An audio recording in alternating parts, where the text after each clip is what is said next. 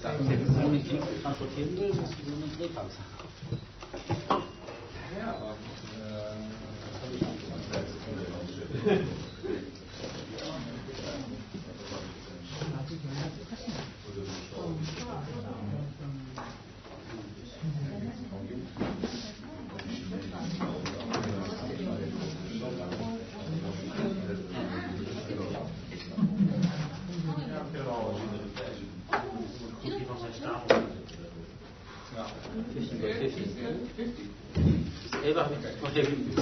aber es ja, net zoals met platen. Ja,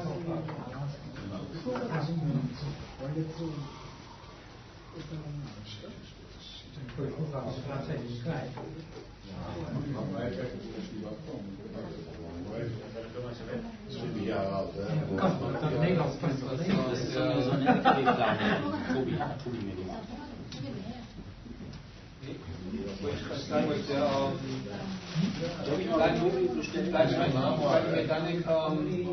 Hat der auch sowas Ähnliches? Die sind von Tokio bestellt. Die habe ich mal bei geordert. Dann hat er welche. Ich dachte, ja, sag mir eine Nummer. Und dann er sagt, finde die Idee gut.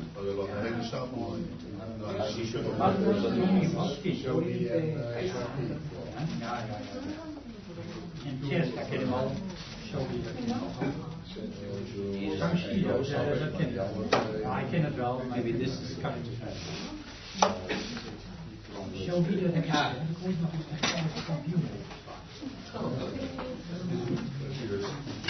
Nee. Hij leerde de regels, zoals geen woorden. Ja, geen woorden. Ik had hem net ik had vragen met Go, met Indisch, met districtskampioenschap. En ze zeggen, nou moet je zo leren en dan ga ik je helemaal van het woord afgeven. Nou, leg je die regels uit en dan hier is de tijd. En ziet het, weet je wel. Hij zei, 14 uur met 2 keer van het woord.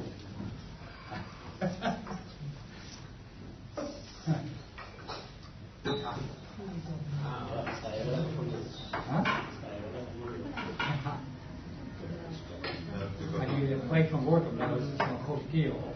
Echt zo'n bouwvakker. Wat is psychologie? Hij wil gewoon niet zijn. Allemaal studeren. Ja.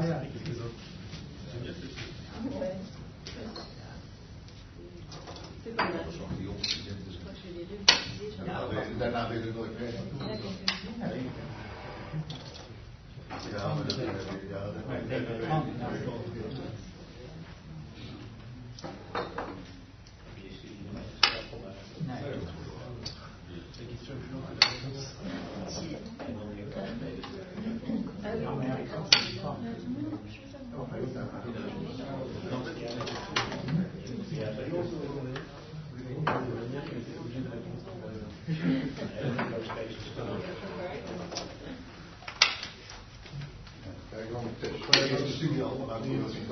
Ja.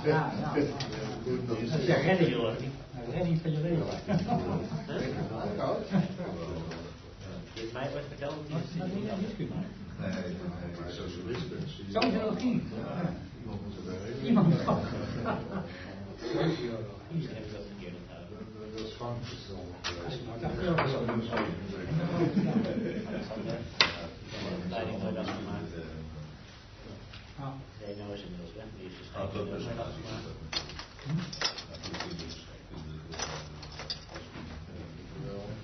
Hoe heeft je studie niet afgemaakt?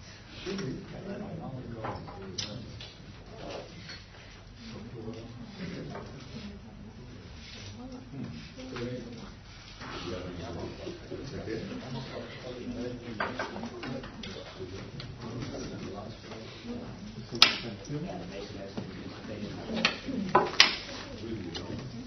het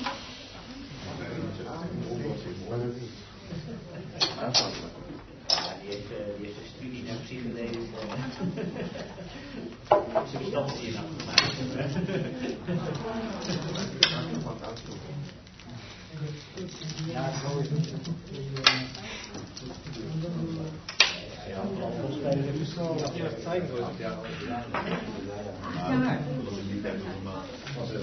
maar dat was voor bachelor. Achter die staat. Ja, maar dat was nog uit.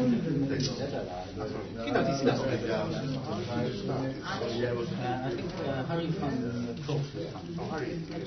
Yeah, he will take the first step and then I will send some maybe I use there's a Swedish lady. And we are open 55 years. She's maybe still downstairs. I think Harry is going to get the people.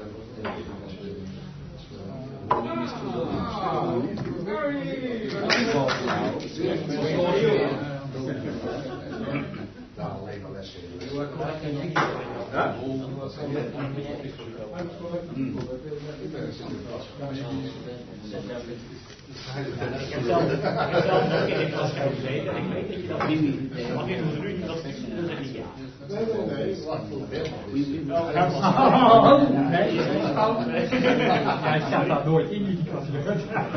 En ik heb 6,5 jaar operatie gedaan. Ik heb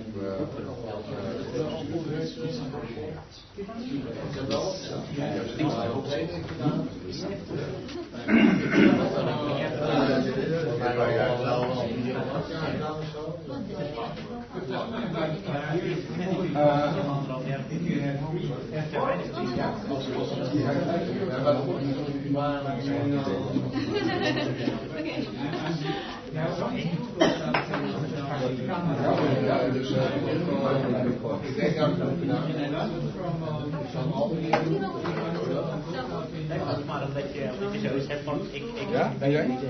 En jij? Wat doe je nou?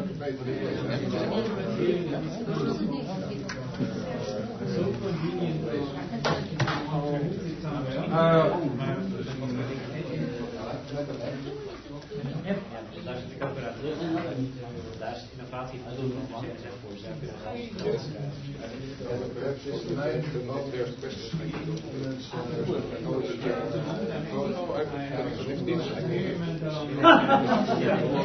verslaafd te maken voor de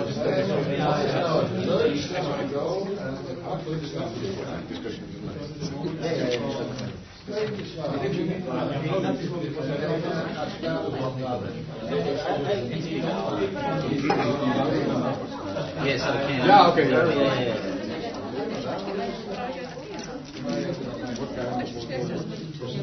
niks anders, hè? Dingen te leren over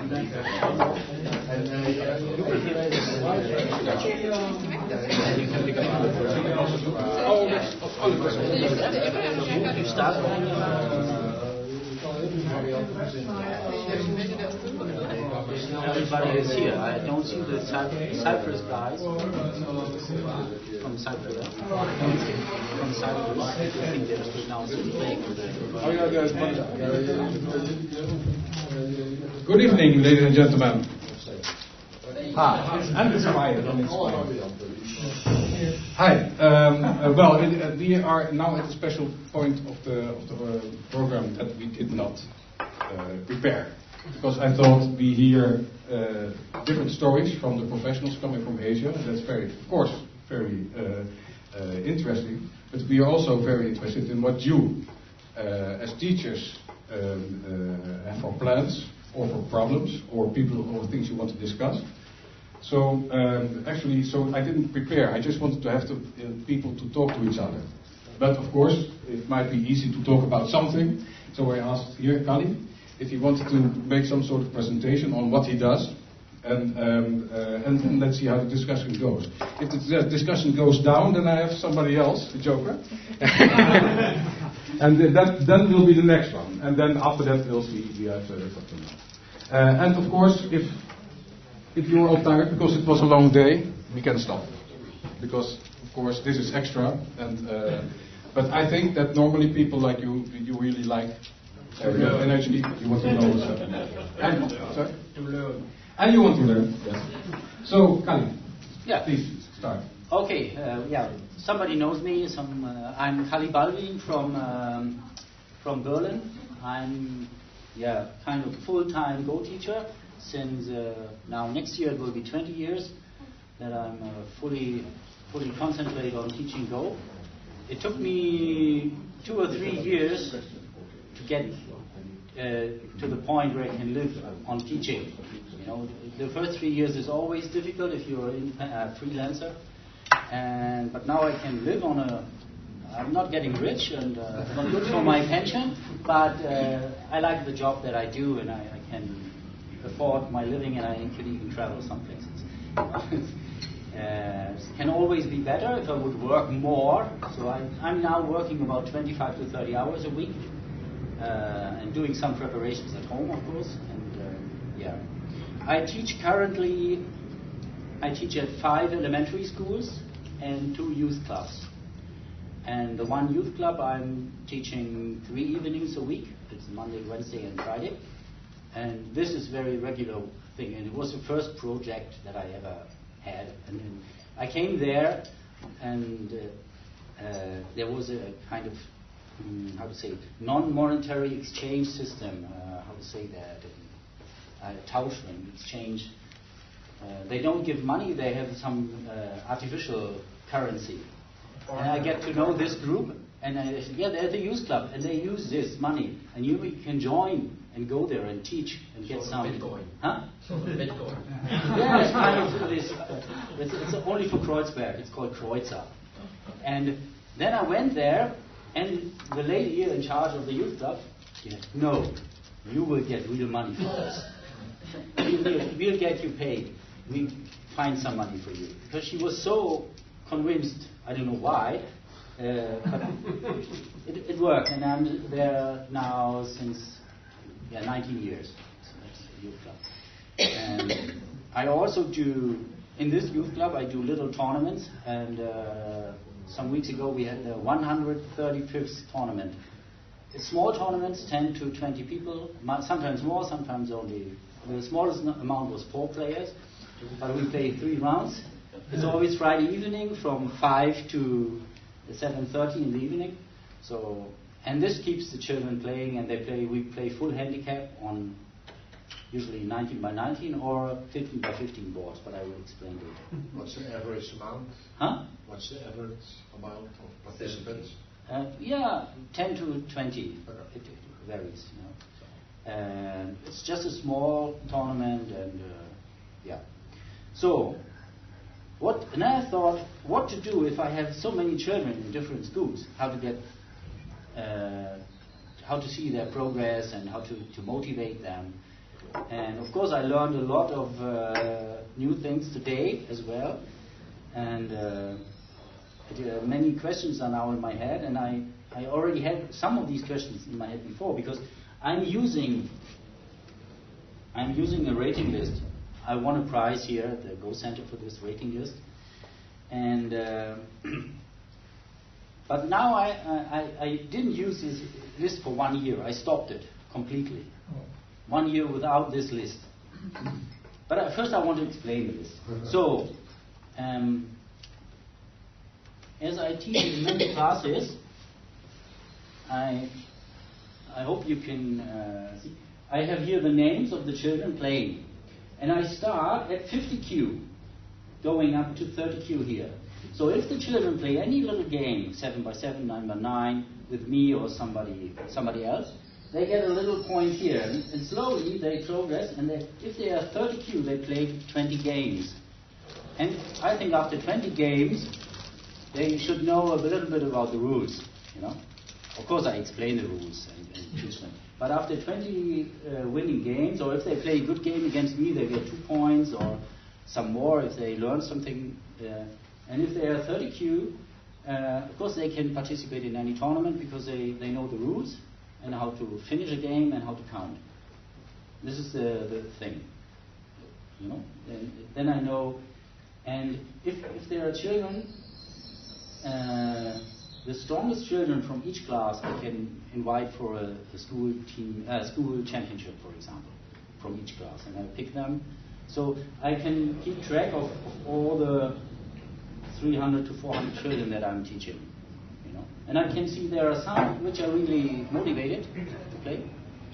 And then if you're 30Q, this is a second list. They get a sticker with their names, and if they win a game, they go up the list. And if they're on the top of this 30Q, they have to play a test game against me, full handicap on 13 by 13 or something. And if they make this, or they go to 29, 28, and continues, and go up to. Later, I stop this and I say, if you're 19Q, you should only 19 by 19 games on the big board count, you know. And here they should play tournaments and everything. They are quite strong now, you know. And I keep record of my best students. You know, maybe Johannes Obenhaus. Yeah. Yeah. I was teaching him. He was when he was 12 or 13 years old. But after 1 year, he was stronger than me. But still, he was my pride. And we are good friends. And Who's the foreigner? Arvid Pittner. Nice. He's not directly my student because he's teaching. His father was motivating him a lot. He showed up in my club several times. So. And this is Zacharias Fisches. He was also, and Sebastian, he was German champion. And yeah, there are quite some strikers. And of course, I have myself here, so the children always know where I am, you know. And Do you move up? no, recently, no. I once was a sweet Jew. My best performance was in Lexan when I married my Taiwanese ex-wife. And I had my best performance, and after 5 years divorce, I go down to 6 years. Okay, that's another story. Of course, you can later look at what I do. So if I go to a class and I teach them, give an introductory course for the whole class, I have written down a whole story how I do it. I can send it to you or post it on this. I can send it to you if you're interested. I don't want to tell the whole story. I start with the history, and then I come to Chinese characters, and then I come to the Go character, and I show the Go stone. I show the Go board of the Japanese character, E, and it looks like a Go board. So the children figure, this looks like a Go board. And then I have the stone in E Go. There's a stone, and I tell some stories about this, and then they know, it's a board game with stones and lots of thinking. And then I start to explain the rules. So, but this text, I don't want to read it all out or explain it. But I come history, characters, E and the Ishi in Ego, and telling some nice stories. So, and this keeps them somehow mentally active, and then they come and they are really when the rules. We want to play. Well, when do you tell about the rules? And then we come to the rules, you know. But keeping the tension high, you know. And then after explaining the rules, they immediately start the games, you know. And I'm not teaching Atari Go. I'm not a big fan of Atari Go.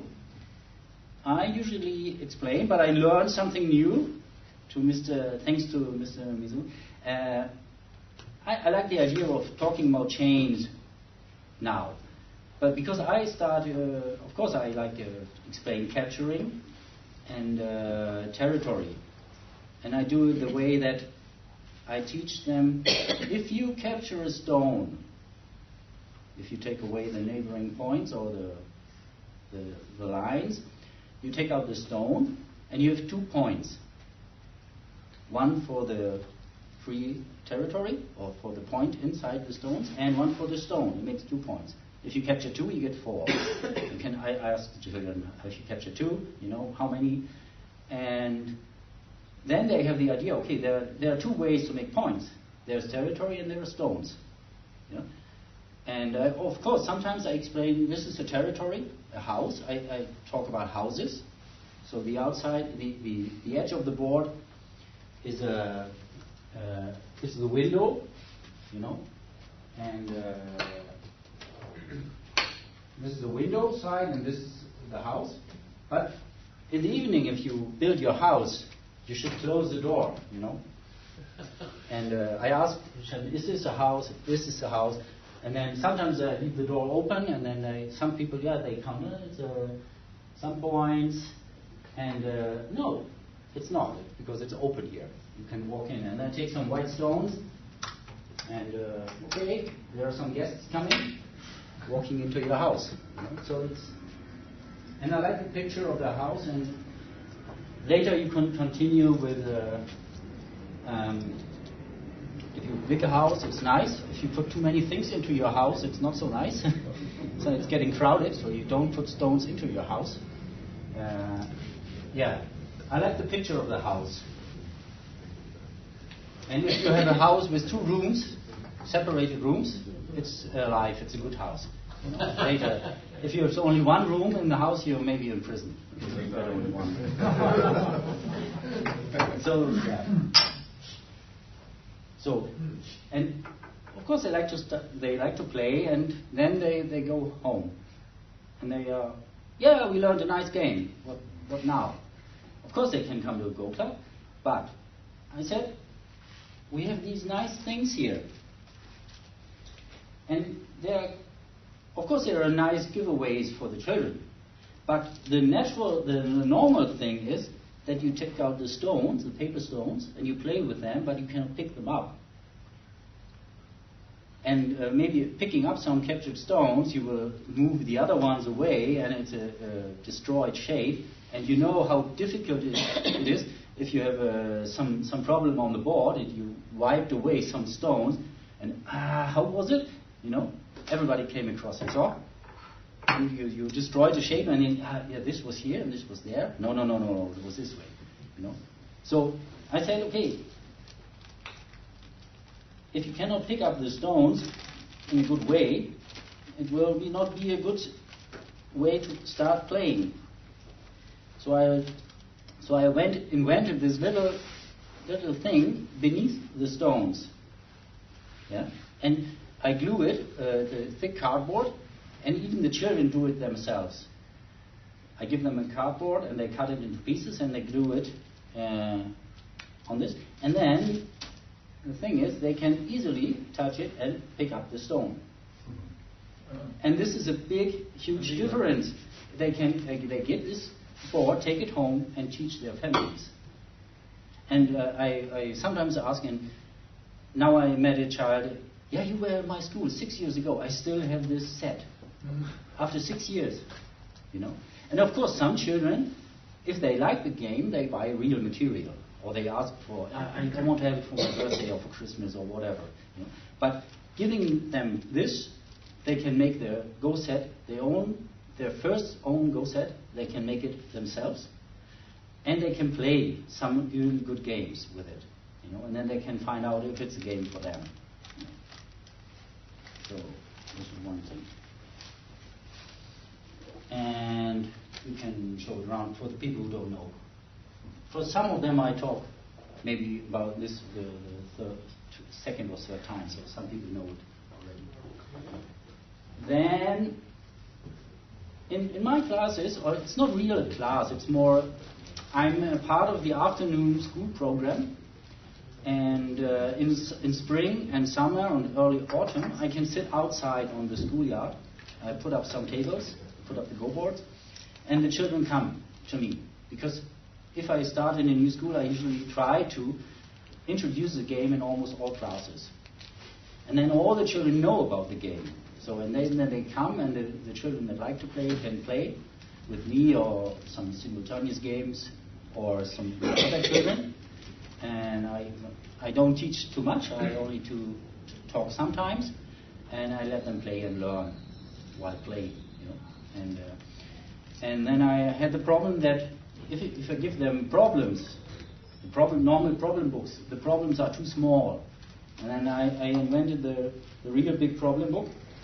And this is now advanced. I don't have the beginner's book with me. I couldn't find it anymore. It's in the schools.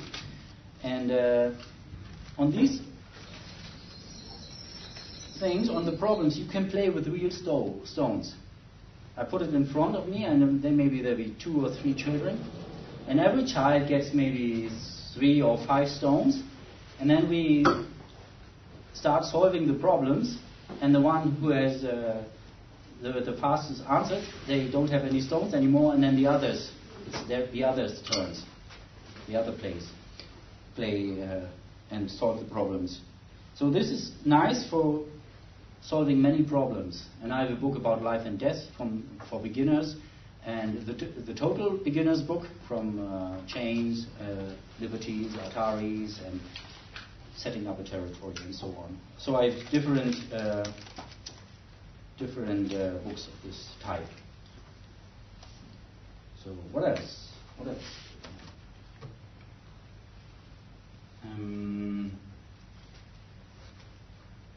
I don't have it. I have forgot it in the other books in my backpack.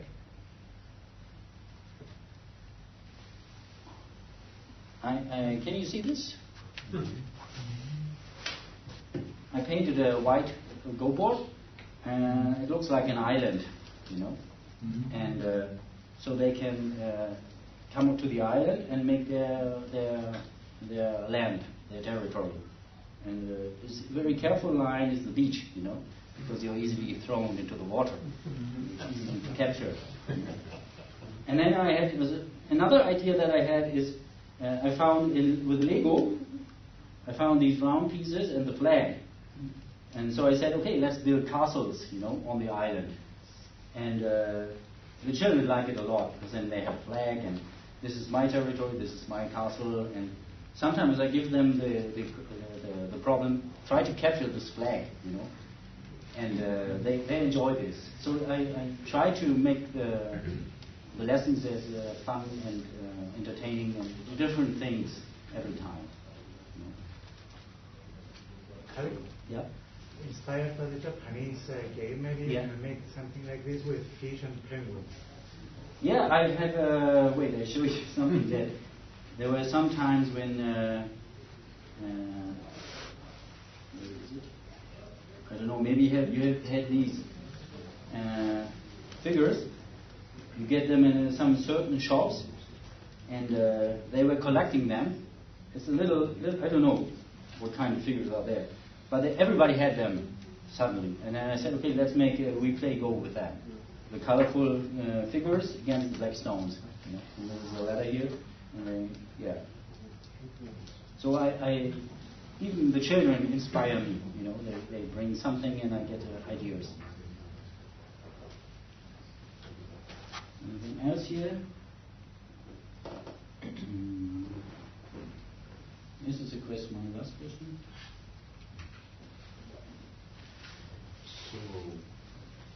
And I really like different board sizes. I like 11 by 11.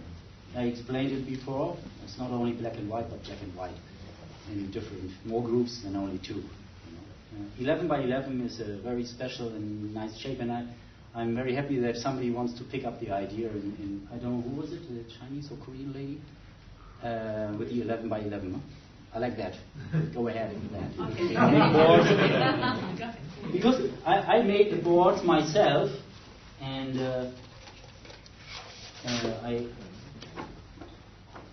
it's easy to make boards yourself if you want to make more than one board. You just take a piece of paper and you cut in little pieces out here, and then you put it on on the wooden board, and you make points, ding, ding, ding, ding, ding, ding, ding, and draw the lines, and then the board is finished. You know? And then you can make sizes, any size that you like. So I like 15 by 15, this is 15 by 15, and 11 by 11. So, but friends of mine, Steffi Hebsacker and Tobias Berben, they said, we like 15 by 15, so they made it for me. I'm very thankful for that. So they made 15 by 15, but not yet 11 by 11. And 15 by 15 is, I like this because it's almost 19 by 19. And if you play 7 handicap stones, there are 3 places to play in weight. If you play 6 stones on 13 by 13, you always have to attach, you know. So 15 by 15 is good for 7 or more handicap stones, and it's almost, you can play Josekis, and it's almost like 19 by 19, but it doesn't take so long. So I like this a lot. And yeah, on these Friday evening tournaments, I like to play Pergo, so one child together with one adult, playing against other pairs. Sometimes 2 children want to play together. Of course, I let them play. But usually I like to mix them with one adult. And we play these 15 by 15 because 19 by 19 is too long, and we like to have 3 or 4 games in 2.5 hours, you know, to finish the tournament in one evening. And yeah, and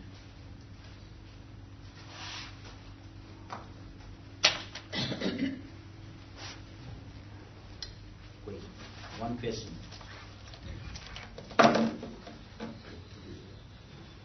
friend of mine designed this cover for the rating list book, and then I said, okay, we have judo and karate and these colorful belts, and I made it here. So 30 to 25 is white, yellow, orange, green, blue, brown, black, of course.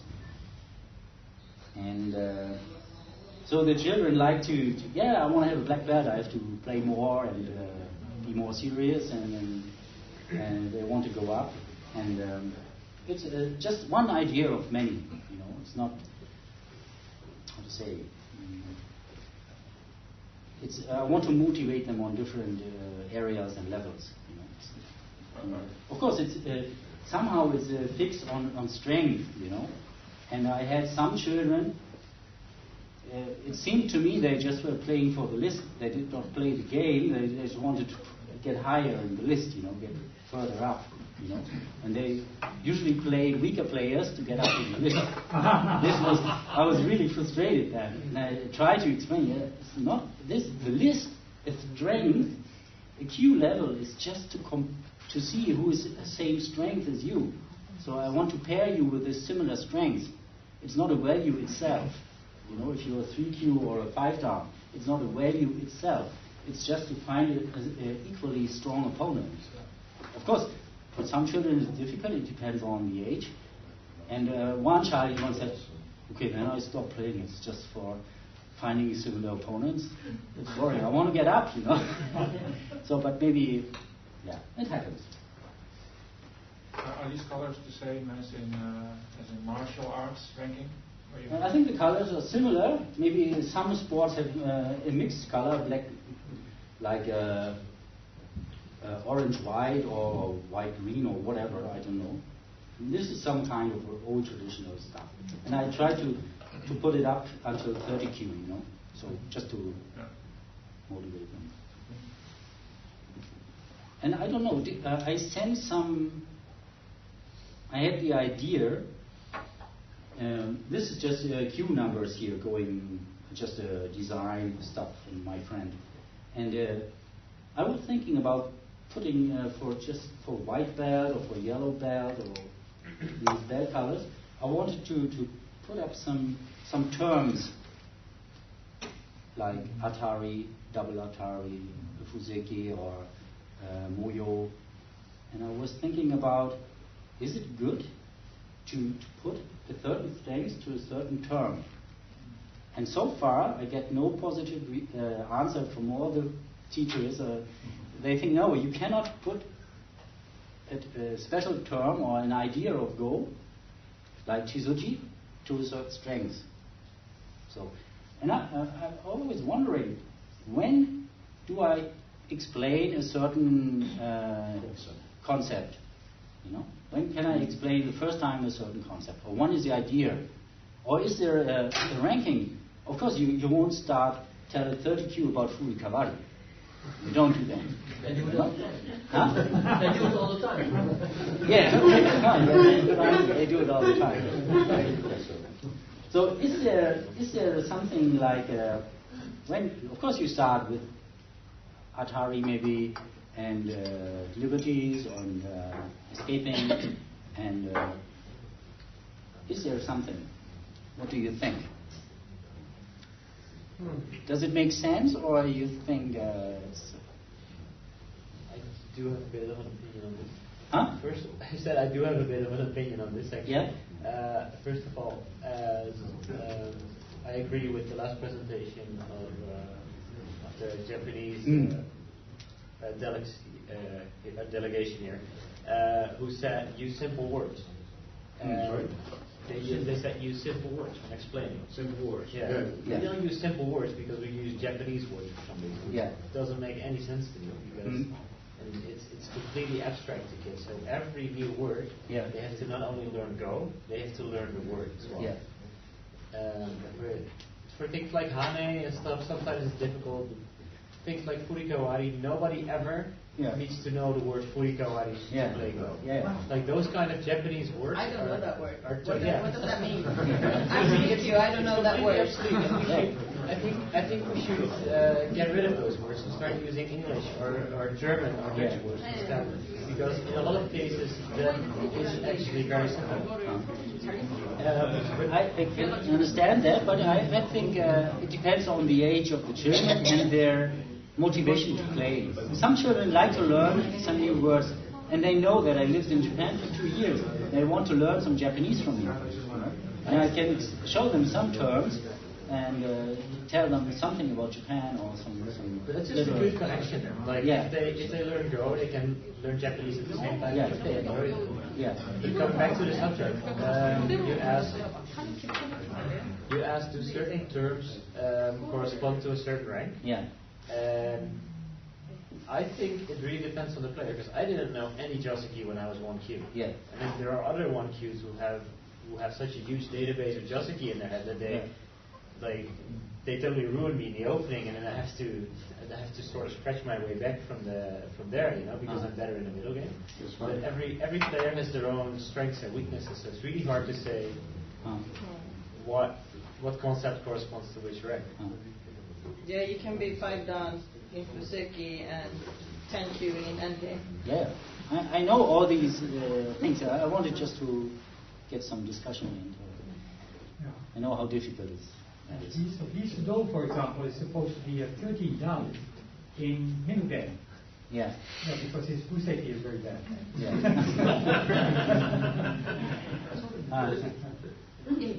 But talking about simple, yeah. I know the Koreans came to Europe from Japan and they use Japanese words, but actually there are also Korean words and Chinese words, terms, and why we should choose just one, because today already kids travel not only to Japan, not kids, but players travel not only to Japan, but also many goes to Korea, to China. So I would prefer national words. I can explain one idea that I use for a special thing. But we couldn't hear what you were saying. Okay. I'm saying that it's very tricky to use just Japanese terms. I know that the Go came to Europe from Japan because it is very common to use these words. But actually today it's more and more young players go also to China and to Korea. So not. I'm not sure about. I think we should use much more our own languages. National languages, which is natural also for children. National language first. Yeah. I think that's a very European way of looking at it. What? I think it's a very European way of looking at it. Well, the Chinese use Chinese, I guess. No, but I mean, in English, it's already used, like already people use the Japanese words. So trying to change that to use each country, like for example, German words or Dutch words, I think it would make it harder for people to communicate across borders. So even if it's kind of weird that the Japanese terms are being used for now, I think. I don't think that. I think that much more is used the word rather than chico. Yeah, in some cases the English ones, but in some cases the English word has kind of like adopted, for example, honey. There is no English word you could use for honey. Yeah. Yeah, but that's not the bent. For bent, I would be like the field empty triangle. That's what I think about the bent in English. But anyway, I don't think it's that important actually. Yeah. I don't know that many Japanese words, and at my strength, it's a handicap, because when they evaluate a game and they use the Japanese terms, everybody at the table knows what they're talking about except me. So that's a bit of a problem. I should have known these words, and I don't get them into my head. I think that it depends on which kind of society you are, because at some society they use more English words, at some they use Japanese, and if you are in something sector, you will understand words naturally in time. Yeah. But I think we can all agree that if you teach beginners, you don't start with a lot of Japanese words, because they already have their hands full on learning the game. So they need these terms. That's why I'm saying that we should use national language for explaining things. Yeah, preferably. For kids, yeah. Yeah. For the kids. After that, But later they will find out naturally, because they will meet people who are doing these words. Chinese or English or any word. Yeah. But at the beginning, and that was in the Japanese talk, use easy language. An easy language is the language the children already know. If you have German Chinese kids, then it's not the easiest way to start with Japanese. If you have mixed German kids, maybe it's fun for them to learn 3 or 4 Japanese words like Atari and Ko. It depends on the age, but their interest. But I guess you're teaching it completely in German if you teach in Berlin. One example of what I use. Can I make a remark?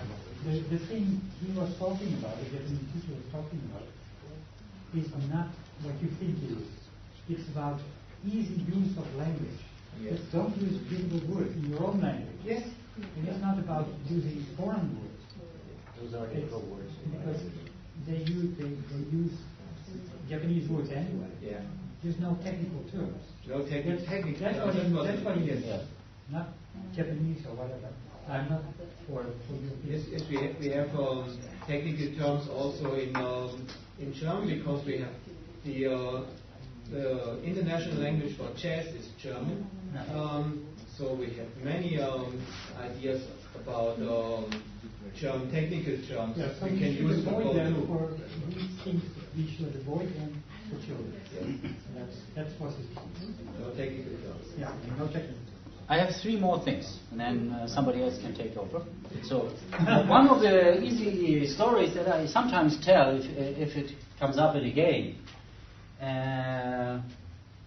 it's not for the little ones, but for the maybe a little bit older ones, like 10 to 15 or older.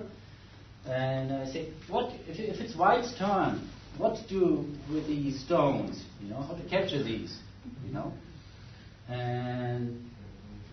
and I said, after they tried, maybe the wrong thing, I said, do you know Robin Hood? You know Robin Hood? Mm-hmm. So what did he do? Steal from the rich.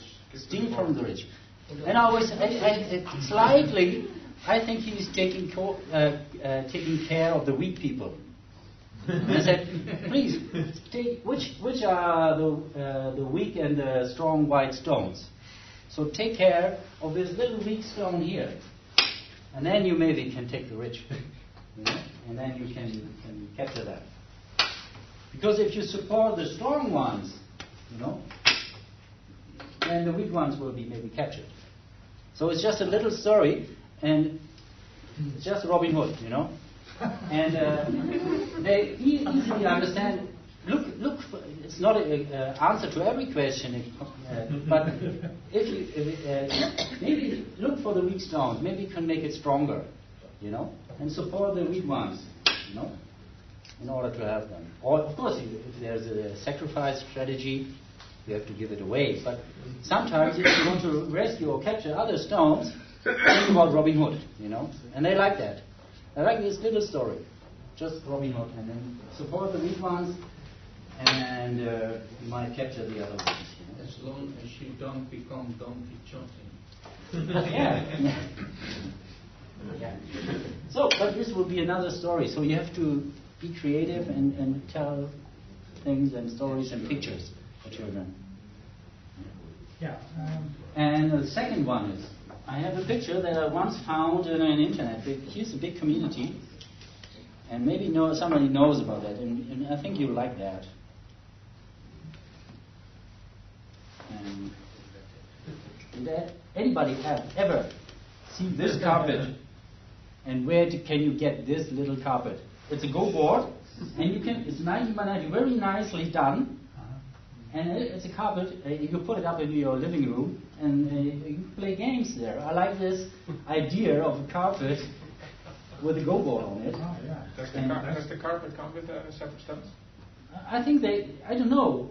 Maybe it's similar like these stones, and I like that idea, you know, having such a nice carpet and children could play on it, you know. Nobody knows it, where you maybe I've seen get it sometimes. Huh? Probably was made in America or so. Mm. But it was a long time ago. Mm. Okay. Bye-bye. Maybe someday, one day, I will get an answer. Kali, can you send me the picture? Yeah. Remind me. Yeah, just the other way. Then, in my head, I have a little strange idea, because I like to travel a lot, and sometimes it's easy to find places to stay, and sometimes it's difficult. And I'm a member of a old big hospitality organization where you can stay 2 nights for free. It's called Servas, and there are others like Couchsurfing, Hospitality Club, and some others, you know. And I think it's, of course, sometimes you can go to a Go Club and find somebody to stay with, you know. But I just spread this idea, and you can come up and we can talk about it a little bit later. And I said, why not mix? And there's one thing for bicycle drivers. It's called warm showers. You know, they have a network. It's called warm showers. So if you are on a bicycle tour, you can find a place where you can take a warm shower, get maybe a place, a tent or a dry place, and dry your stuff. It's called warm showers for bicycle riders. And why not make something like this, similar to for Go? You know, I'm a member of Servas, and I had 10 Servas members in Japan who are playing Go, because in Servas you write your hobbies and interests. I stayed with several Go players there, but I said, why not spread the idea of kind of Go organizing or Go networking, like, and I had a crazy idea of the name: Come, Stay, Play, Go.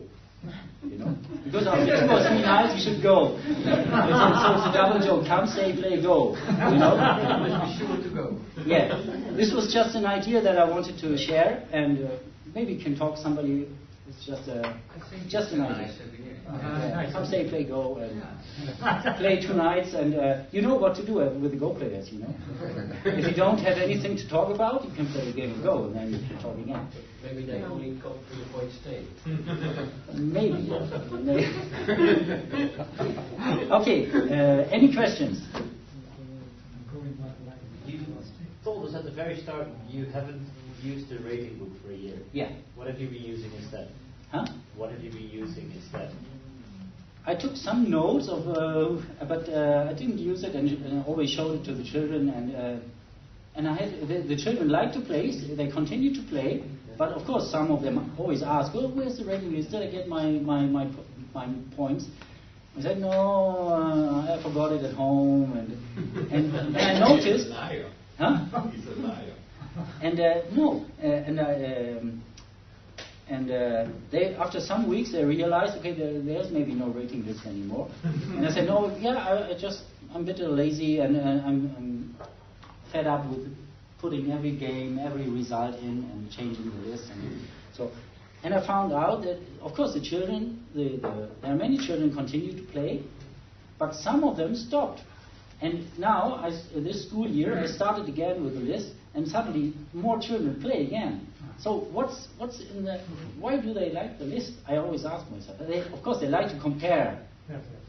Where I am, where are my friends? Can I become stronger? Can I reach them or overtake them?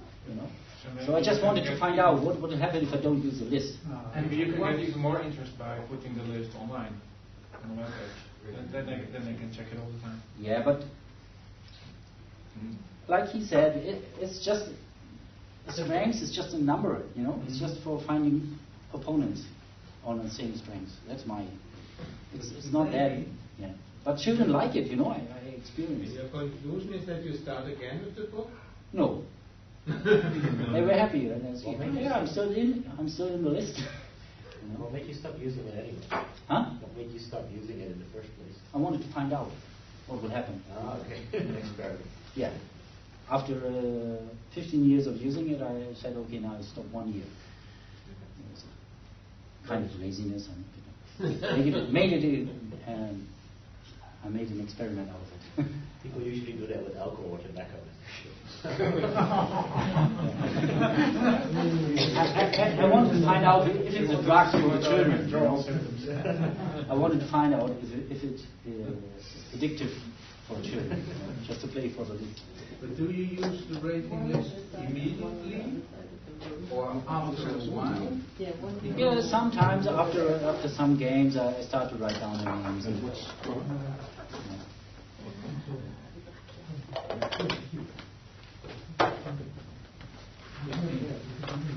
I've got a question, Kai. Yeah. Just a practical one. Yeah. How does your lesson look like? Usually I talk about, I solve some problems with the children, and then they can freely, because I'm... do you do it on a board or a magnetic board? It's in winter time I'm inside, I can use a magnetic board. In summertime I'm sitting outside with the boards and the tables, and I let them play a lot, and sometimes I play and I explain some things on the board while playing with one or two children. So how long do you explain? It depends on the children. If they are, some children say, "It's enough with the problems. Now we want to play." And I said, "Okay, let's do 2 more, and then you can play." So it's the children can come and go whenever they want. It's not a class or a fixed group. So I once had a half a year with a fixed group in one school, some 10 years ago, and there were maybe 8 or 10 children registered for this group. And after some weeks, or 2 or 3 weeks, then one child was not coming, and the next week was maybe the friend of this was not coming because he wanted to stay in the group with his friend. And then there were 2 missing, and then after sometimes I had only 2 or 3 or 4 children left. So the more than 50% of the group disappeared. Then I went back to the open group, playing with everybody who wants to play, and then suddenly I had 20 children playing. Not all at the same time, but coming and going, And some stay for a long time, some stay for 10 minutes, some for half an hour, and some play the 2 or 3 hours. It's all different. I don't want to force the children to play a game, It's entertainment, it's a game. They should enjoy and have fun.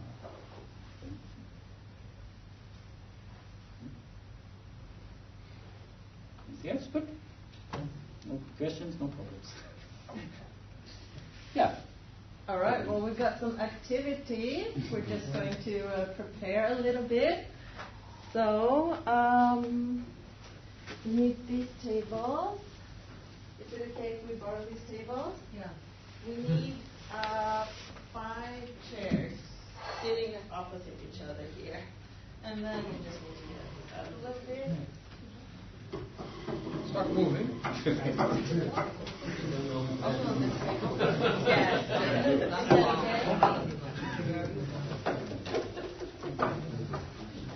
Is that okay? Very close to Yeah.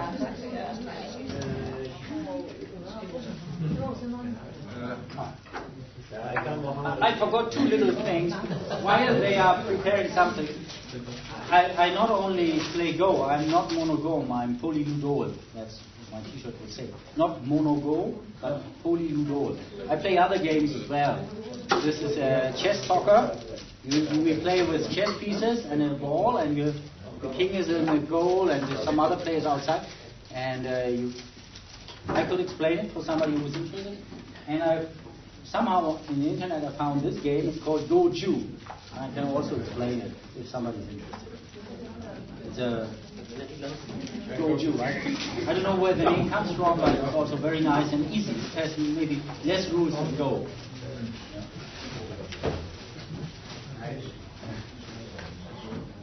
You want 5? 5, yeah, 5 versus 5. Oh, we don't need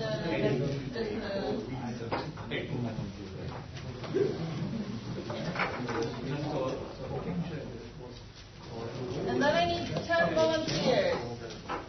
We have 10 volunteers. You are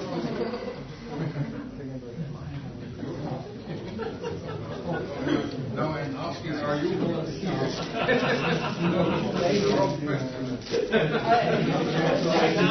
That's the right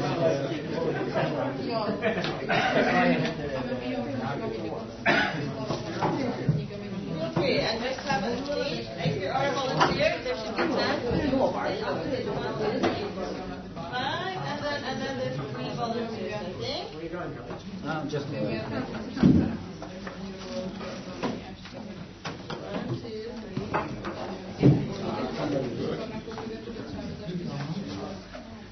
We won't really have time, but we need 2 more volunteers. 2 more volunteers.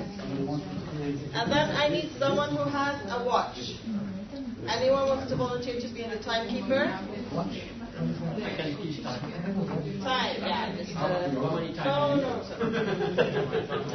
I think we will do 1, 2, 3. Okay, 2 more people. 2 more people. What about you guys? Alright, so we'll just do with our 4 volunteers.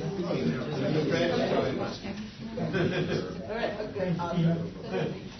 So the thing is, I'm from Sweden, but I live in Norway, and we don't really have any focus on children. We just have club activities for grown-ups, so it's a lot about social and having fun together. So a big part of the clubs is getting people to know each other and having fun. So have you ever heard of speed dating? Yeah. All right. Well, we're going to do speed dating / go. So all of these people, you might know each other, but you're going to move clockwise, and you have 30 seconds to play, and then you're going to switch boards. All right. Do we have our timekeeper? Okay. And we play as a team? No. You play, and then you're all going to be white and black one time on each board. You just move clockwise, yeah? Within the 30 seconds, we have to make 1 move. 1 move, or no move, or 5 moves. Okay, and then you can also introduce yourself. Let's say, You need an odd number if you want to see everyone. Somebody has to start here or there at the end. No. You just everyone moves. I know. And which means I'm skipping. Right? Because I'm sitting here. Oh, right. So someone should just stand here. I will just do this. Everyone doesn't need to meet everyone and stuff. All right. Watch it. Ready, set, and play. We have 30 seconds. When it's 30 seconds, you just say. Bonjour, je m'appelle Kevin. My name is Kevin. Nice to meet you. Please have a good game.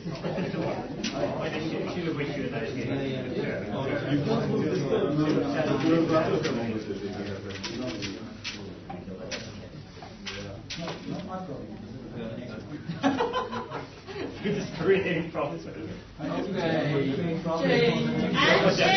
Have fun. Change. And 3, 2, 1. Let's play. Is it easy to be circle? Who's moving more? Do we have to count the starts? No. You can play. Oh, right. Just turn it on. That's right. You can say that. You counting down again? Okay, the players should leave one distance next to the board to get to start. Yeah. Be sure to tell the other people.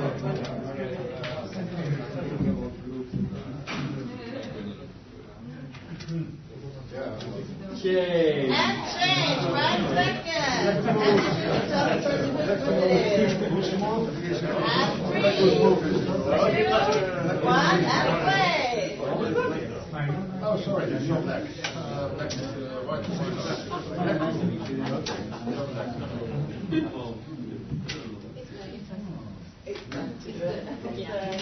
First time I played the club. Yes, I can. I think it's like this, yes. Wait for the next game to count. Consolidation. And switch. That's right. Like your problem is.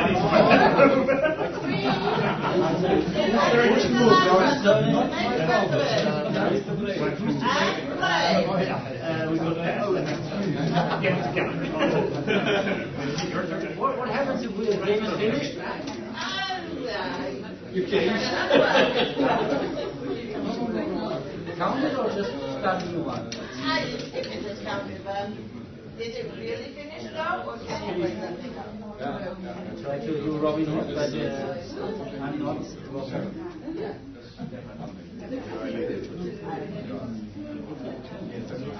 Okay. All right, and stop, and pause. Nice playing, everyone. No,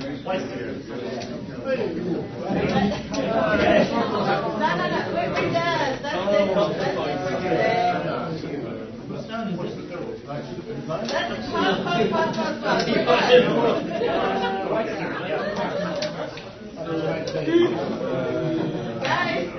Guys, are we done? Okay, that's it. Okay. What did it feel like doing this?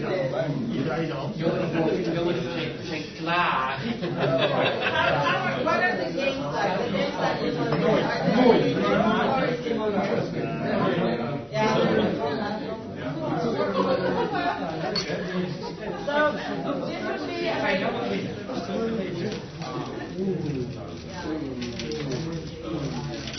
this would be very good thing to do in the beginning of a season if you have a lot of new members coming in, or just if you have a competition or something and people don't know each other.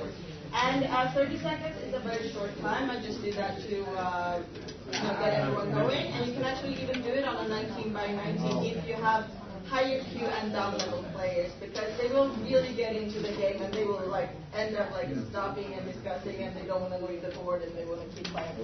But this is like a social activity that I can highly recommend. And now we are going to split up the whole room into 2.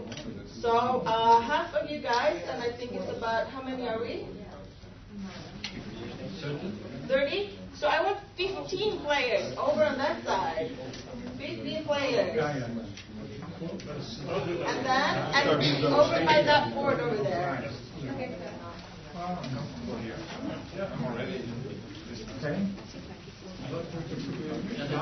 And I need everyone to stand around the board as well. So I can see everyone needs to stand around the board, and everyone needs to, 50 people need to stand around that board. I still looks finished.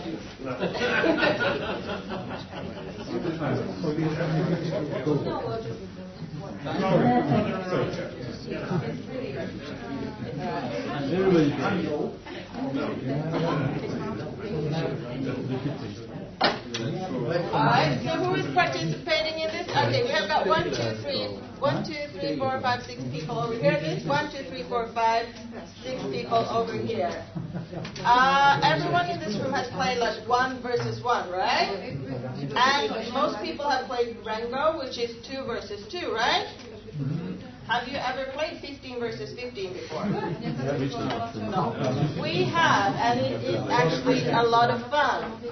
We play club versus club, and I will tell you more about it after we try it out. But I am going to give you 5 minutes to try it. And I need a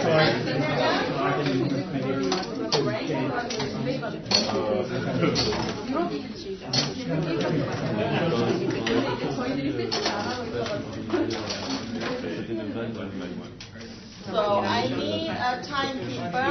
Your timekeeper, good. All right. And then on your board, let's do. You can put this out. You can put this first out. Oh yeah. And you guys are going to be white, or do you have black? We have black. Oh, well, you only have one set of stones, right? Yeah. We need 2 sets of stones. I thought that was the 3. Do we have 2 sets? Okay. Downstairs is another set of stones. Ali! Is it like that one? It's in the window. Okay. Ali moet het zwart. Black moet het wit.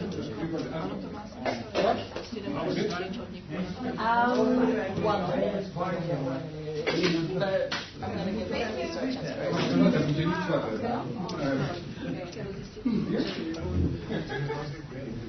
Jouw schuld. Hij zei zwart. Nou ja. Nee, jij zei like All right. So we have 1, 2, 3, 4, 5 people in this room, right? Do we have 1, 2, 3, 4, 5, 6, 7 people in this room? 1, 2, 3, 4, 5 people here. All right. Awesome. You guys are going to be white, and it's going to be your move, and you guys are going to be black. And you do this as a whole group. You decide the next move, and you got 1 minute to decide the next move. And how you figure out how to decide it, that's up to you. That's how democracy works. Like, you set some boundaries and rules while you're playing, right? And they're black, yeah. And it's white's turn, and white goes 3, 2, 1, and go. You got 1 minute to decide. And if black's clever, you should already talk about how you're going to react.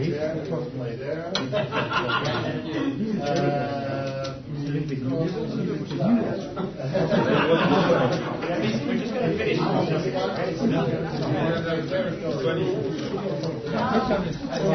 Yeah, because you so we should be like.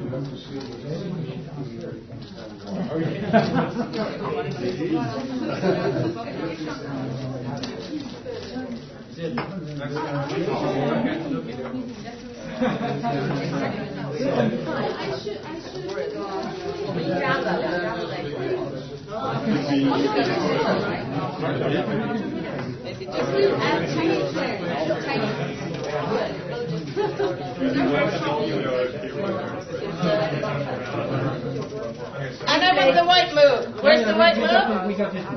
You got here. Yeah. Approach. Is that it? That's right. Okay, and black's turn.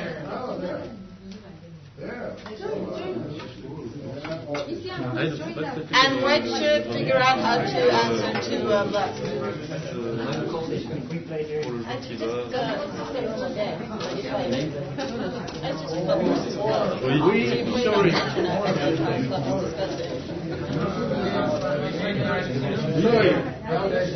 Do we have to figure out what they're going to play? It would save your time if you do. You can anticipate. Like anticipate. Like what if they go here? What if they go here?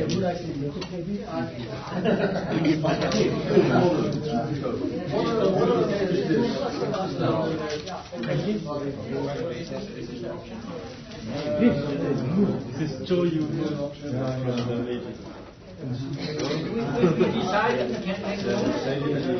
You got 5 seconds. All right. Where? Just tell me where.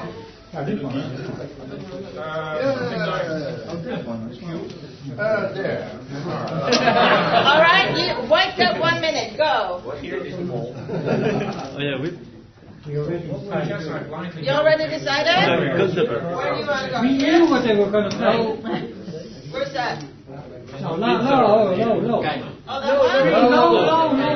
Yes. Okay, Black's turn. Go. You only get 30 seconds now.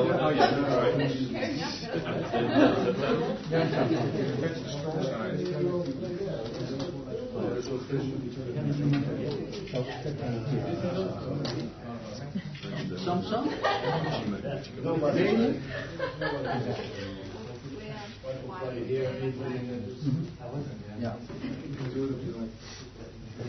All right, and Black needs to decide on a move.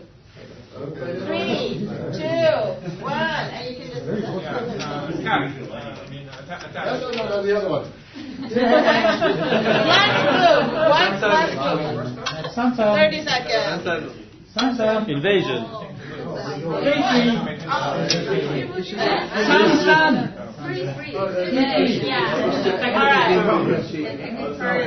Okay, that's it, everyone. Everyone, thank you so much for participating, and you can sit down again. No, we will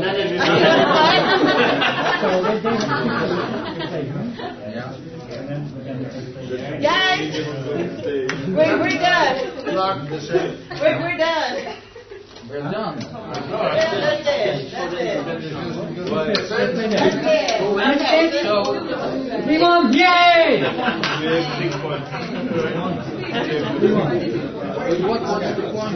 Yeah, what's the point?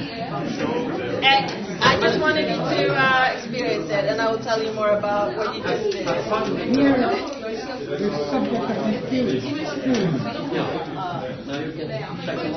Okay, guys, it's over a bit.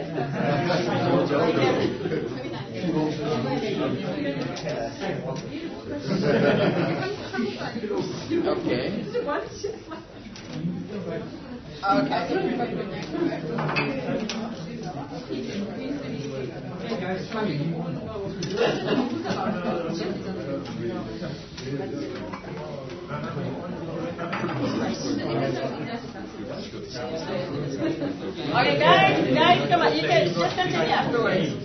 I'm almost done. All right. What did you think of the second thing we did? Was it fun? Yes. Did you get absorbed in the game and want to continue? Yeah, obviously. But this was what we did against, this was what Oslo Go Club did against Gothenburg Go Club. So the entire Gothenburg Go Club, not the entire, but the people who showed up, who were like 15 people, from 20Q to 4 Dawn, were playing a game together. And the same with Oslo Go Club. We were like, I think we also were like 15 people, and there were beginners, and the highest one was like 4 Dawn. So what do you do like when all those people decide on a move together and you have a limited amount of time? And how do you play a game like that? It's not dominated by the stronger players. It's not actually. And people figure out a way to do it very early on. Like the way we did it in the Oslo Go Club is we had 2 boards. We had like one for the discussion, like people would play, oh, we want to play this and this and this and this. And then another board, we had like a guy who was a volunteer teacher. He sat and like explained, oh, now they're talking about this move because then this and this and this will happen. And we did it over the internet. So, I mean, it was very easy to discuss because the other team was sitting like 250 kilometers away. And they had more routine on that than we did, though, because they had been doing the same thing before. They had been playing Malmö Club, and they had been playing Stockholm Club, so they knew how to do it. So what they did was like they had like a 1 3-dan and 1 4-dan who sat out and like read out a little tiny life and death problem here, whereas we were like, everyone was discussing everything. And we had time setting of 1 hour 45 and then 30-second Google Meet. And we ran out of time. And we did not, before we said like 1 hour 45, oh my goodness, the beginners are going to be so bored, they don't want to do this for that long. And actually no, everyone had a really good time and time flew. And we ran out of time. And we were like, oh, we could have had a lot longer time setting, and it would still have been a lot of fun. So these are 2 activities that we do to get the social aspect of it, and I really recommend them. Like speed go, but don't do 30 seconds. You can do more like 1 minute, and do it on a full board. And also, like a part of it should be that people should say their name and introduce themselves if they don't already know each other. And this is like the other one that I can really recommend, like club versus club. Yeah, and you really do take the whole club. Like you don't just put the strongest player against the strongest player. Like the whole club, it should be about discussing and learning something together and having fun together. Okay, well that was my presentation. Thank you.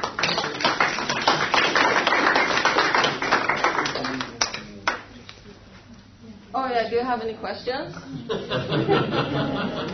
Yeah, sir. Yeah, maybe anybody else who has some ideas or whatever.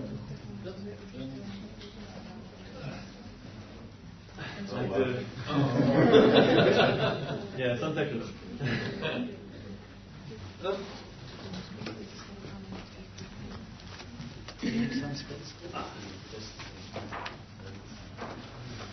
Okay.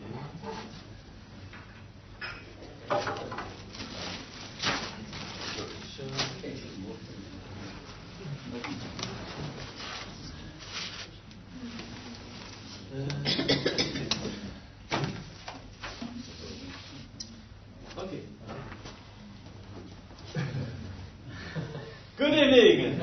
My name is Kevin. I come from France, and I'm delighted to be with you, everyone, tonight. So, to introduce myself, I play Go since 2010, and I start teaching in 2015, and I'm Go teacher, full-time Go teacher from 2017. So it's quite recent compared to. So, first, I need to wear my teacher uniform.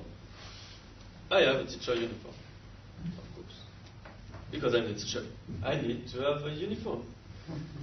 So, this is new creation. This is handmade, not by me, but by the mother of one of my students. So you have to. She's professional. I have to wear it. Okay. And you now. Now I need my married to tool. that woman. I have a tool now. My tool is okay. This is the fan. Very important. The teacher tool. Up in the pocket. That's it. Okay. So I teach Go in primary schools and in my Go schools in Renda created, and I wear uniform. So the uniform, I think, is very important to add some context to Go, because I noticed for the 4 times I went to Japan that there was something that was missing in Go community towards the children. Because children are interested in Go game, but they are not interested in staying in the community because it's not so attractive. So I was guessing how should we find some ideas to attract them or to keep them in the community? Because in the Go club, usually, I don't speak about Japanese Go clubs, but they are adults, and in Japanese it's more than adults, it's elderly.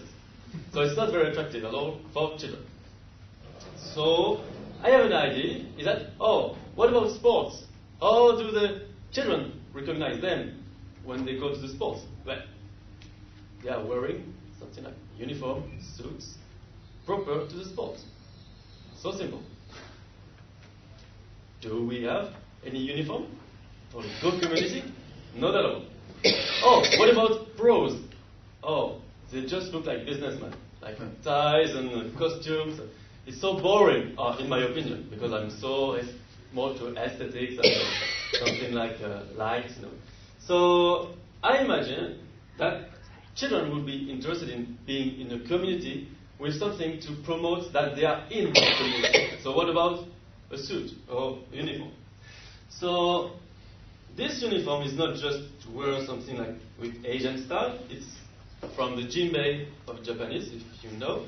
This is a a suit for summer, very convenient because you're light and you can wear maybe pullover under, so it's not so bad, and it's very comfortable. And you have a pocket, very important, the pocket. A tool. The pocket, yeah, for the tool. And some secret prisoners. Okay, so, but I wanted something that, a uniform that in which we can recognize that we are from Go community. So I think about to give some pattern, like this. This is a broderie. Do you know what broderie is? From the past times. This is handmade, and by me this time. Very long time to make it. So this is something very interesting, I think, in my opinion. And I show this to my students, and they went, "Oh, can you give it to me?"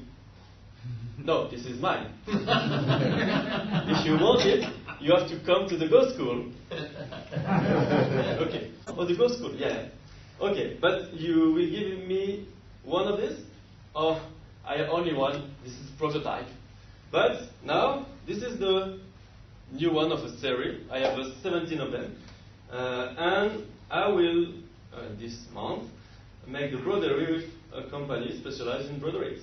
And so I wanted some uniform with high quality, not like a t-shirt or something. It's so casual, so you have t-shirts everywhere. So t-shirts are not so fun, in my opinion.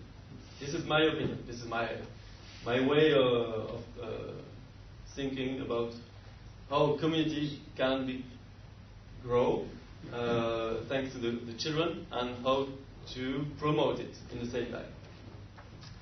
So, and there will be also here like another broderie, the logo of my Go School. Well, so this is something to promote Go, and also to include the feeling of belonging to a community, in my opinion. And imagine that you have a team of your children wearing something like this in the team championship of your country or something like this. I think it's very good answer.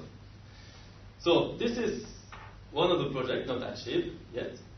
And to complete that, okay, context is also very important. So I have this file. This is very simple. Simple tool that we can find in Chinese, Korean, Japanese culture. So I explain about it. Oh, what is that? This is my tool as a teacher. And this is just not a fan just I bought, but this is a fan about Go, of course. So I explain, what is the fan? What is it for? It is for making wind, and to also to promote Go, and also this is like an autograph from professional. Wow, autograph from professionals. It's very interesting. Yeah, it's like football.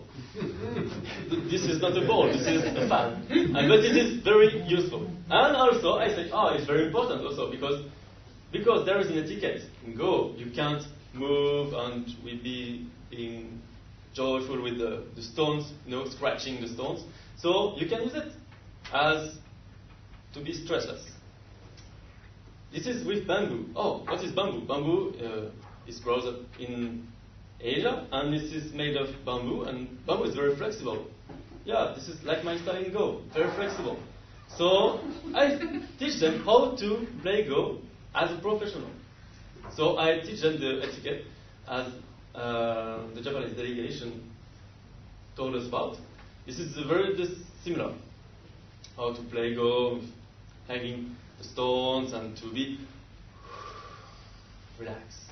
This is very important to be relaxed. Okay, this is about how to teach Go in some exotic manner, and about promoting.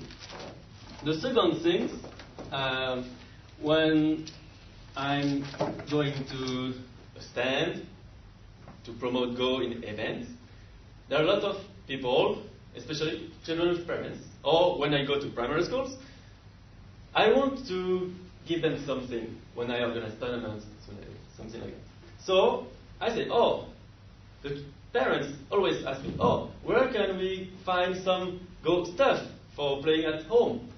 yeah, you can go to the shop, the game shop, but they don't have any initiation set for beginners. So it's so sad. So you have to order on the internet. Oh, okay. We will check, maybe not.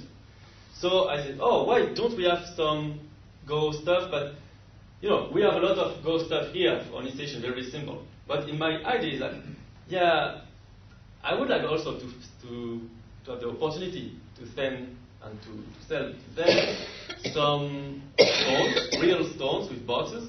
So I just decided in my mind to find some, to make some 99, because I didn't have any of these 99 before.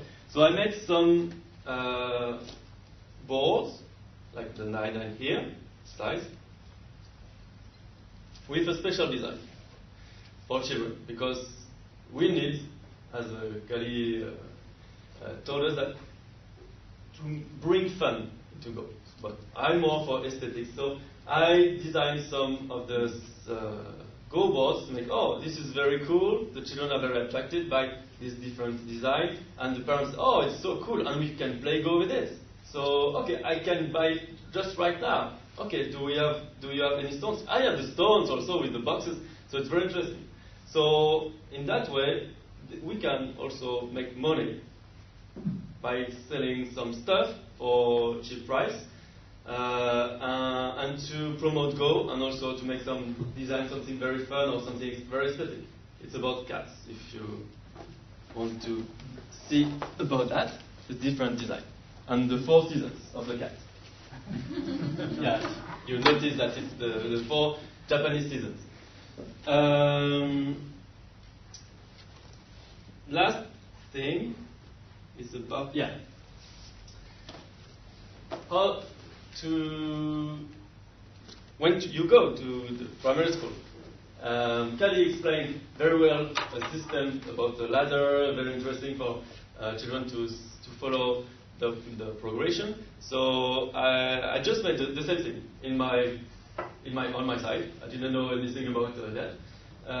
So I started also a ladder from 50Q for the children. Very important. Why is it important? Because from 50Q you have a lot of steps, and it's very important to be quick at the beginning, and then to realize that it's difficult to go up, but you have some conditions to reach these different steps. So I imagine, yeah, but there is a problem, because first I decided, oh, okay, I will have my own ladder at the Go school, and the primary school it will be the same, but there is a problem. My students started to make competition. Oh, and they get official level. But this is not the same as the Go school. Okay, I have to think about how to make possible that the level of the Go school will reach the official ladder. So I think maybe that beginning from 50 Qs, following up to 30 Qs, and then from 30 Qs they can reach the official ladder by playing competition, like from maybe 20 Qs, something like this. And yeah, about the system of how to reach the steps, it's we started with the French Federation about a project that we talked about. It was first about something like with badges. How to show that you are so strong, that you are 50Q, oh no, 49Q now. This is very important for children. Where is the level? Yes. Okay, when I introduce the ladder to the children, I say, oh, this is the ladder. You have the Q players from 50Q, you, the children, and up to 1Q, and then you go to Dan players they are very strong. And then you have the most strong than the professional players. Oh, teacher, are you a professional player? Oh no, I'm not a professional player. Not yet. Maybe not only in my dreams. Maybe. Okay. But yeah, I have to admit the truth is that I stopped to get to be a professional player to teach Go. So you can't do the same at the same time. Unfortunately, it's very difficult to teach and to improve it oneself. So I also say, okay, but then the children to have the feeling that they can grow, pass the step by step, and to show everybody, oh, I have this level. I had an idea, because this is not my idea. I took ideas from different persons, and this is like different badges. And this is also, you can see, there are badges for each, maybe, how would you say, for different ranks average. So for example, here you have the badges, oh you can see that, it's too small, from 50 to 45Q and 44Q to 40Q, etc. But we started to say, oh, how can we link these badges to the Asian cultures? Oh, maybe we can take the colors from the martial arts, belts. So we took the same. So you have the white and yellow, the yellow, and orange and green, blue, brown, black, red, and gold. Oh, this is bonus for that place. And also to make them it's not just about colors, it's also something related to the zodiac animals, from Chinese zodiac animals. So we took the rat, the rabbit, the rooster, the monkey, or these are different animals, and the last one is the dragon for the dance players, and there are also all the benefits. So the idea of this can be that, only on the paper now, to realize then that to be pins or badges or stickers. And about badges, because it's something very expensive to fund, so maybe stickers is better. So we start to think about, how to make a passport for the students. Oh, it will be nice. The passport that every student should receive is something that, like a booklet where you introduce what is Go, what is the French Federation for French Federation, what is the etiquette of the Go players, the use of the passports, and then how to play Go. So when the parents can see that, there is all the information I need. And then you have here all the different empty spaces where you can put these stickers and to stick it in the blank here.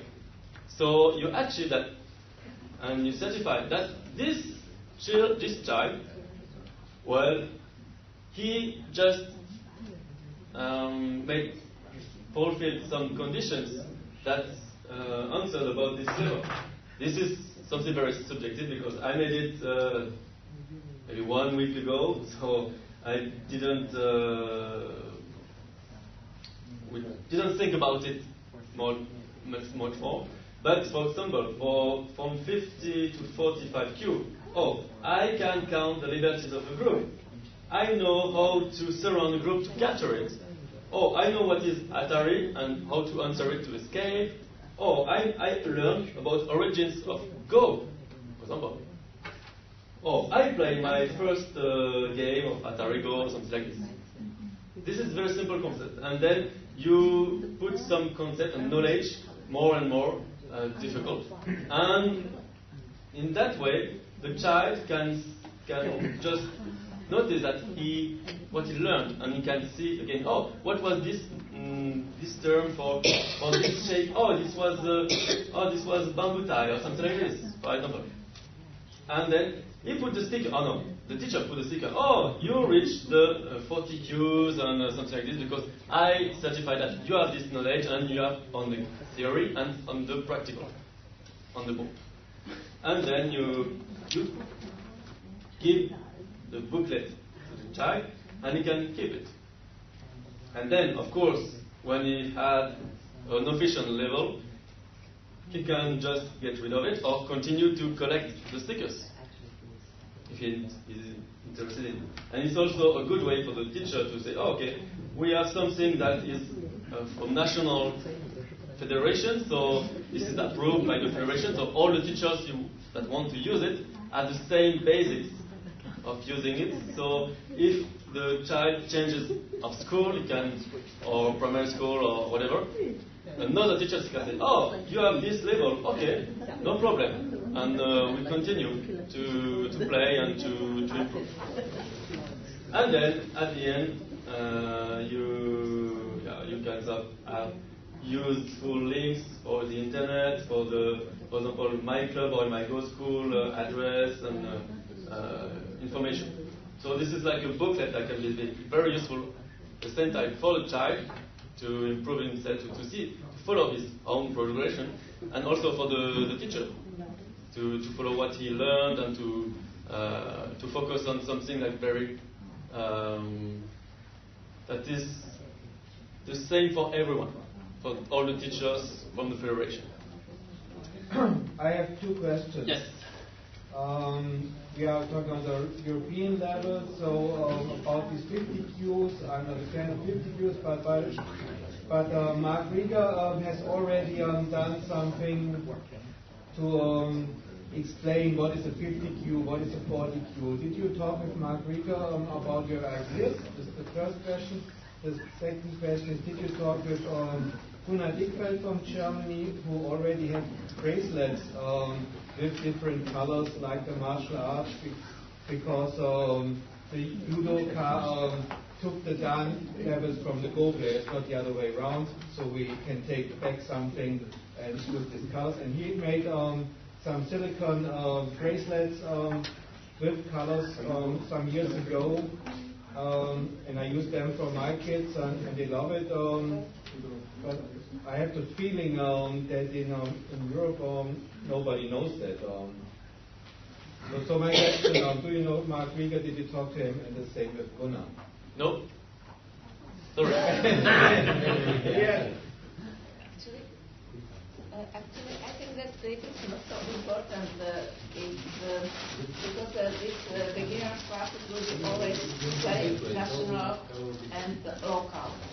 Actually, But silicone bracelets can be used everywhere. yeah. But I think that everybody who works with children has his own system of evaluation.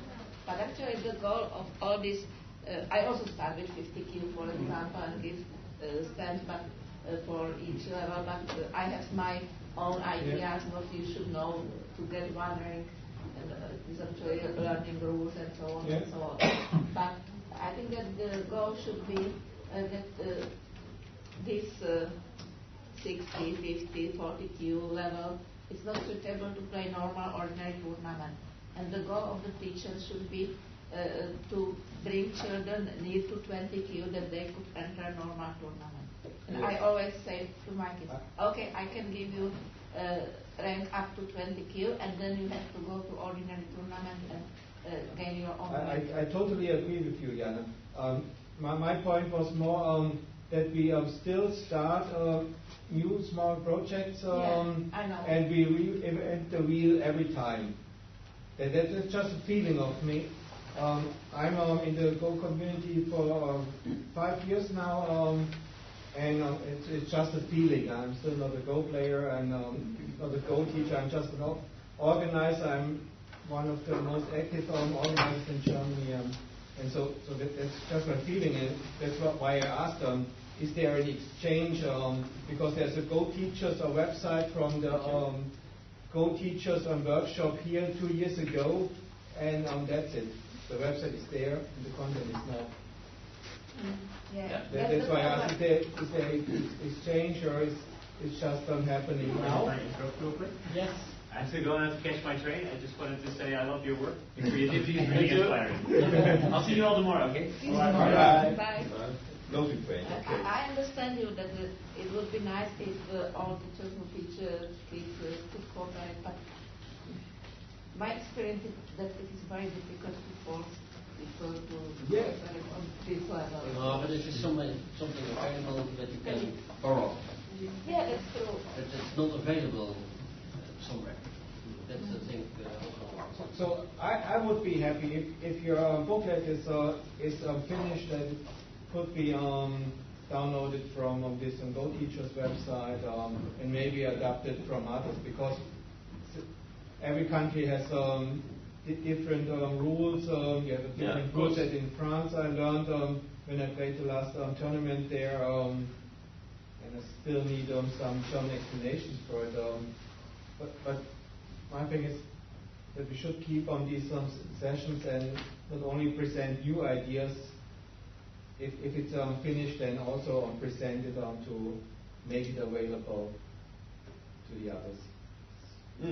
Yeah, this is very new project, some different ideas that I borrow from right side and left side. So I asked the French Federation about similar projects. No answer. So maybe there's something interesting about the level ups series, very interesting, but nothing about something for the teachers and for the students at the same time. When they go school, the primary school. So at the European level, I don't know anything. So that's why we are here, I think, to know and to exchange. And the last thing, one last thing. So this is just a Go book. I call it a Go book because I can introduce it to the teachers or directors from the elementary schools, and also for the children. It's like very pedagogical.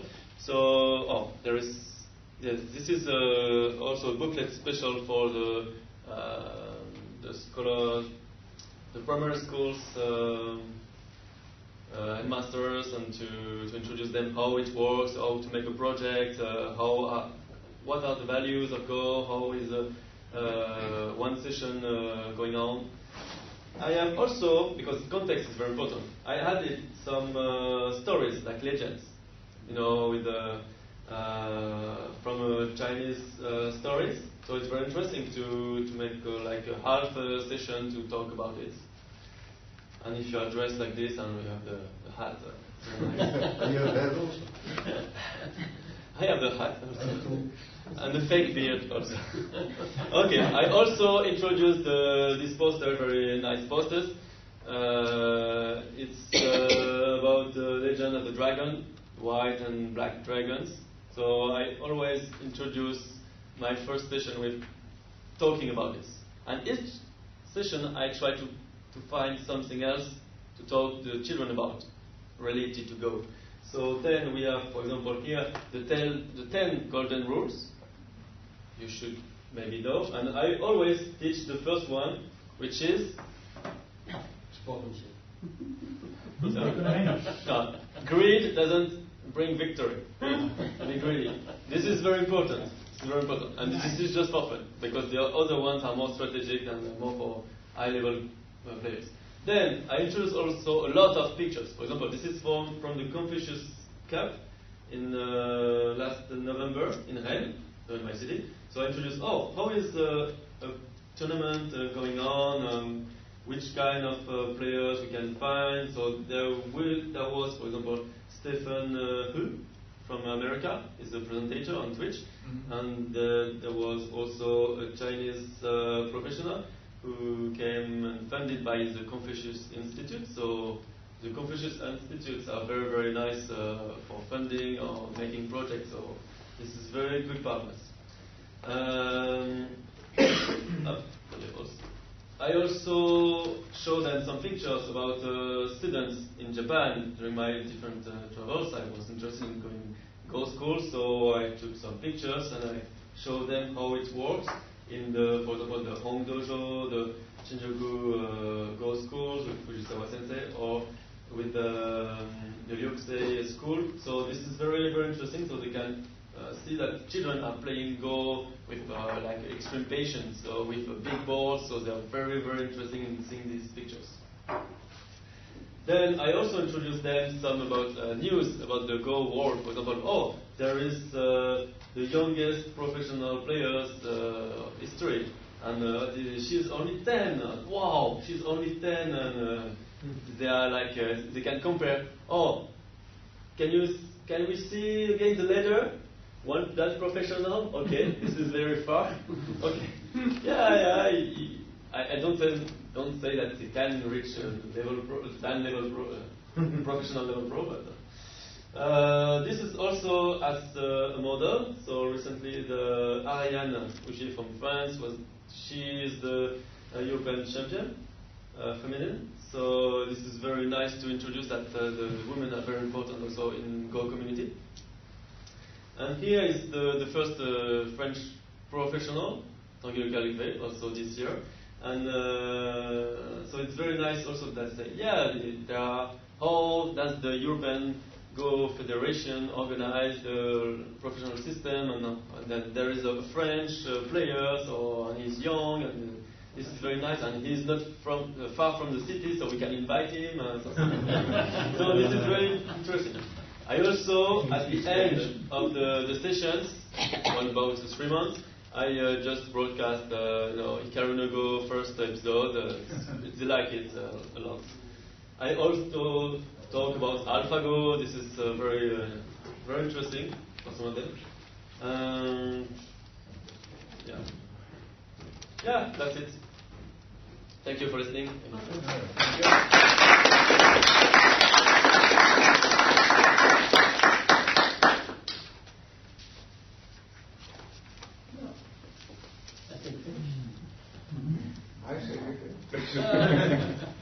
Anybody else? Wants to say something? So maybe you have the closing words for tonight? Yes, go home. Or to go to your hotels. I can maybe say something too. Yeah. Okay, I would like to say something about my experience. It won't be about how to teach Go, but what I found out within my 20 years the Go teaching career as important. Because we are talking a lot about if we teach Atari, if we teach territory, how important is to teach technique or something like this. But actually, my experience is that the most important thing is relation between teacher and the student. And many years ago, when I started teaching, one friend of mine, theoretical player, maybe knows, Radek Mechanický, taught with me. And his mother was a teacher in maternity school and primary school. And she actually told me, you can never teach children, small children, more than 5 minutes, you think, and you need to talk with them, to practice. So I think that when we talk about teaching, we somehow forgot to talk about the relation with children and communication. And in my experience, it is much more to really teach. It's much more about communication with children than the exact things which you can teach them. I think we heard a lot about teaching liberty, counting. I agree. Totally, I agree. Actually, the schema is when you think about the presentation of Chinese, Japanese, Korean, the schema how to teach it, when to start and how to continue, it's almost the same. One stress this, but first of all you need to teach liberties, connection, archery, capturing, the territory, 2 eyes on call. There are this set of cards which were developed by EGCC in cooperation with Japan 20 years ago. I think they are still very useful. It is really the whole procedure, what should be taught in which order. But the most important is the communication. So I have at the moment, for example, 3 classes of beginners at 3 schools, and every class I need another approach to teach. They are approximately of the same age, but still somehow this group was like they are lively, not paying too much attention, looking to do something, but they are really very natural. The other group, they are sitting and thinking.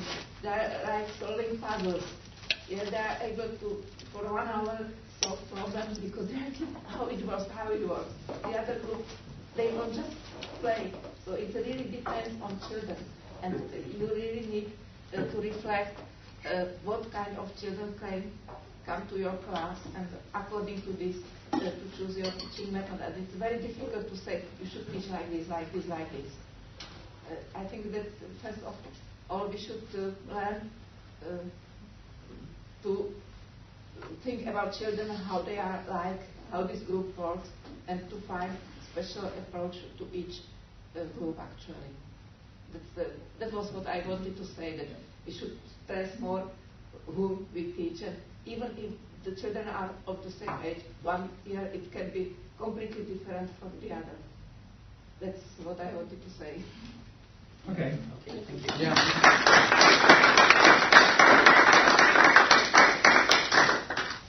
Cool. As Harry said, I think this is the finish of this evening, and I want to thank you for listening to us and our presentations, and I wish you a nice journey home, and I hope to see you all again tomorrow morning. Mm-hmm. Yeah. Okay.